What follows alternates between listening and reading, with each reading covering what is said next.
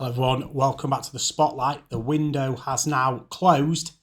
I'm going to get straight into there with my verdict and score on the window. I'm probably going to do it a little bit different to some other people because I'm going to do it based on outcomings and incomings because I think there's two different ways to look at this window. So I'm going to get straight into that now and I'll go on to players and what I think of them as we get into the incomings. So outgoings. This is what I think. If the obligations to buy stick, because we all know we thought we were getting rid of Sancho and he ended up coming back. So if Rashford, Anthony, Højlund, the rumours of them getting an obligation to buy for the money they've said it is worth, I'm going to give the outgoings a 9 out of 10. There is a caveat to outgoings that I'm going to get into later with something about what Ralph Rangnick said earlier this week, which I don't seem to have seen many channels pick up on, but I think it is very important. So stick around for a couple of minutes and I'll get into that quote. But yeah, we've got rid of the so-called bomb squad. Sancho's out the door to Villa. Højlund's not bomb squad, but he's gone to Napoli. Rashford's at Barcelona. Anthony's at Betis, and they've all been sold. And there's Garnacho gone to Chelsea as well. So they've all been sold or they're on loan with a decent obligation to buy. If the obligations to buy happen, you can't argue we have cleared out some serious drivel from this club. And on top of that, you've got rid of Lindelof, Eriksen, Evans, them type of players who've been around for too long and needed to go. End of contracts not renewed, goodbye. So easy enough that all of these players had to go, but I'm going to get on to some players and Rangnick's comments about players that are still here that I think need to be very careful or the club need to look at very closely. Incomings.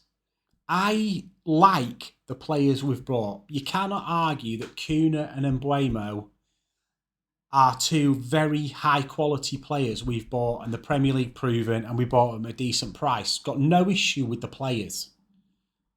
Sesko, he wouldn't have been my first choice. I think he's got a lot to prove to me that he's going to be good enough to play up front for Man United. He's already not starting games under Amorim.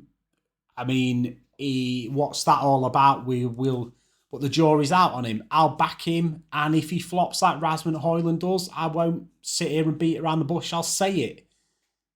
I don't think Sesko's the profile of striker we should be going for, but I hope he proves us wrong. Then we've got Lamans in, and I don't know a lot about Lamans, so I'm not going to say a lot. All I hear is what people say online, that he's the next Courtois, he's big, he's this, that, he's the other. Until he's stood in Man United's goal and he performs, I'm not listening to any of it.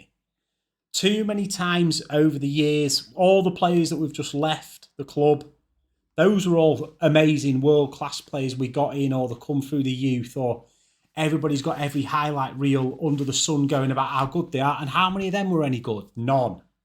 So until they're performing in a Man United shirt, my jury's out on them all. But I'm not going to complain about Lamans coming in because there's no doubt he's better than Onana and Bayindir, because a tree stump would be.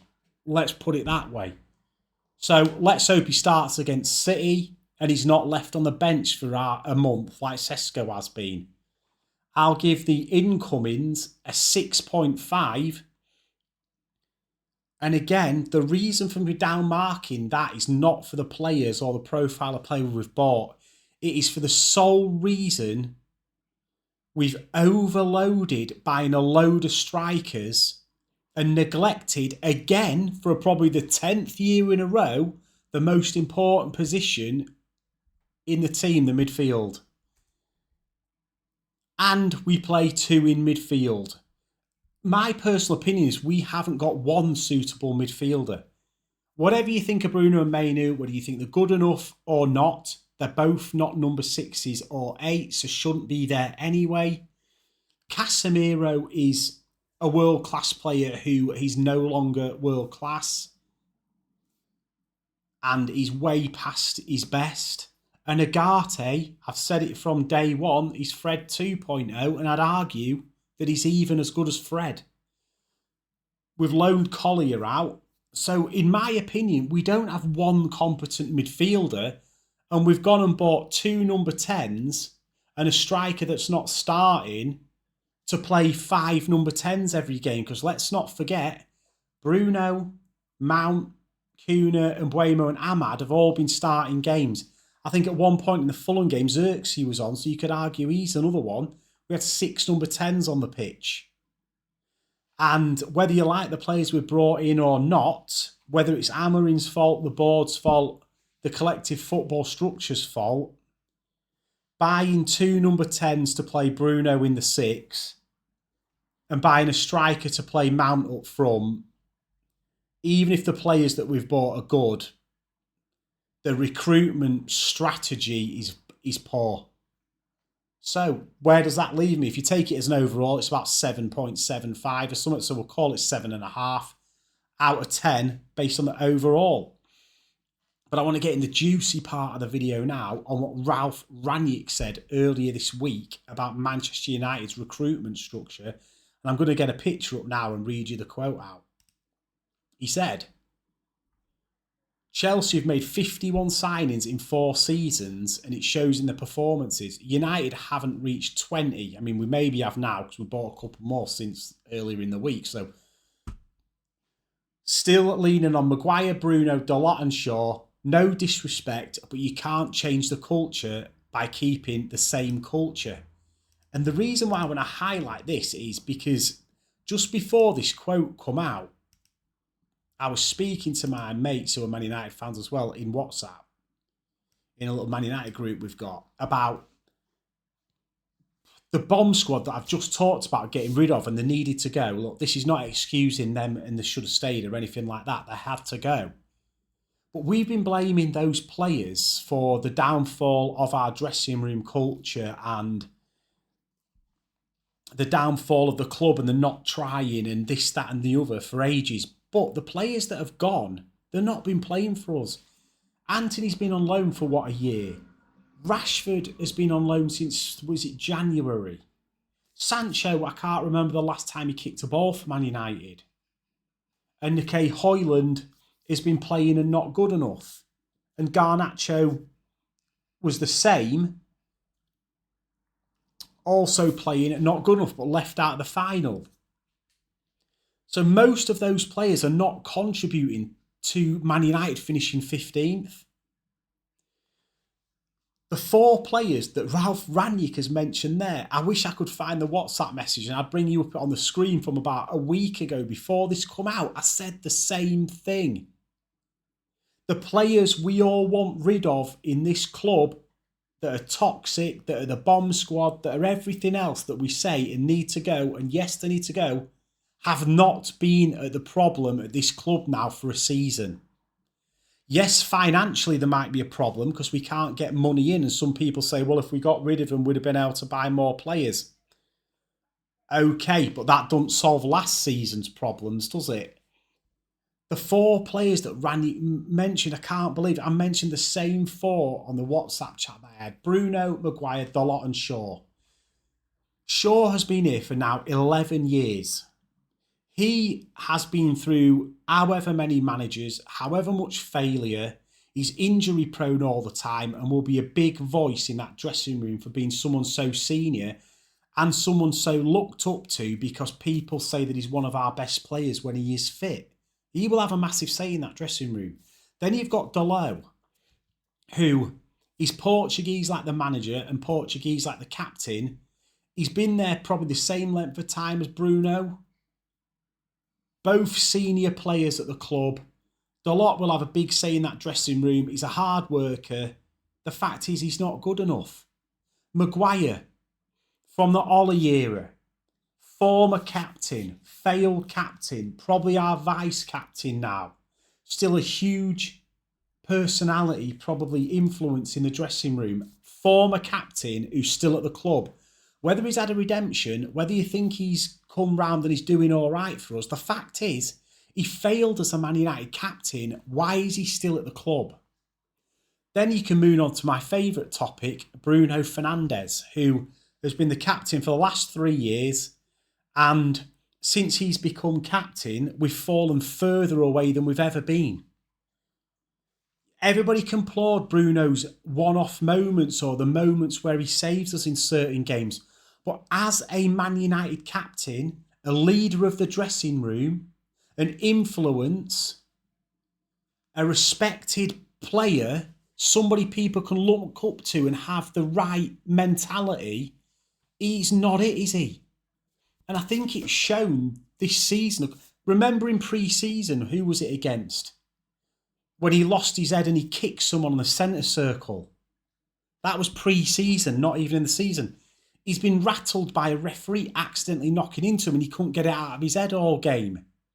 This is our captain we're talking about, who can't even come onto a pitch against Grimsby and dictate a game.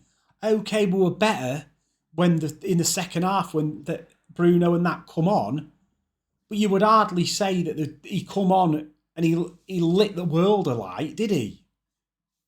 You know, he can't get all the games. How many games have we gone in front last season, the season before, and within 2 minutes we're giving the ball away and we're conceding 1 or 2 goals, or we get back into a game and concede straight away?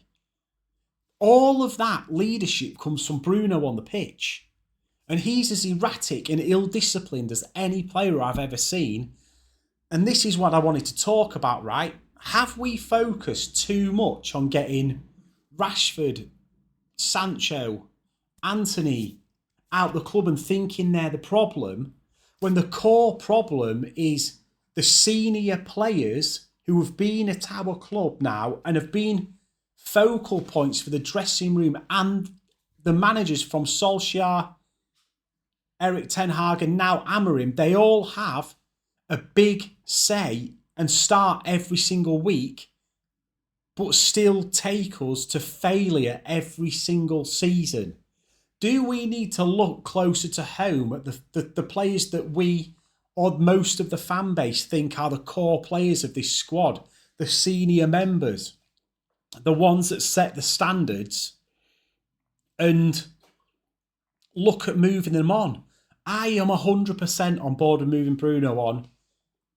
I think he's failed as a captain. I don't think his stats are as good as people think they are. It's all stat padding. He's too ill-disciplined, too erratic. Then you've got Maguire, vice-captain, former captain, who shouldn't be at the club anymore. If you fail as a Man United captain, you can't hang around the club for this long, whether you think he's redeemed or not. Dalot's in the pocket of Bruno and Amorim and underperforming along with them. And Shaw is Luke Shaw, the so-called world-class left-back who can't stay fit, who's been through about 8 managers and seen all the failure and is still there. Please tell me in the comments if this Ralph Rangnick comment resonates, because to me, it's what I've been thinking for a while, and he said it, and I can't believe it's not been talked about more. I think the fan base has over-focused on the toxic players we need out who haven't been involved in the last season's failure. And we've allowed the players like these and a few others, not just these, there's a Nana and a few others about the place, that set the standard in the dressing room and are failing Man United. You tell me in the comments, are these senior players failing Manchester United? And I will see you on the next video. Poosh.